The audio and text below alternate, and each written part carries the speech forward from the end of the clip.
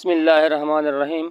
عبداللہ بن قیس رضی اللہ عنہ سے روایت ہے کہ نبی صلی اللہ علیہ وآلہ وسلم نے فرمایا، دو جنتیں چاندی کی ہیں، ان کے برتن بھی اور جو کچھ ان میں ہے وہ بھی، اور دو جنتیں سونے کی ہیں، ان کے برتن بھی اور جو کچھ ان میں ہے۔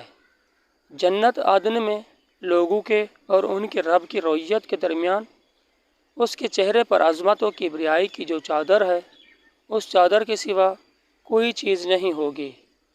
صحیح مسلم حدیث نمبر 448۔ بسم اللہ الرحمن الرحیم۔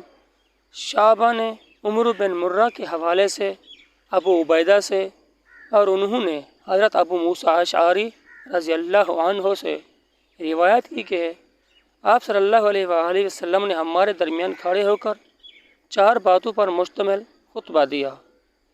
اللہ تعالیٰ سوتا نہیں ہے، سونا اس کے لائق نہیں، میزان کو اوپر اٹھاتا اور نیچے کرتا ہے، دن کا عمل رات کو اور رات کا عمل دن کو اس کے حضور پیش کیا جاتا ہے۔ صحیح مسلم حدیث نمبر 447۔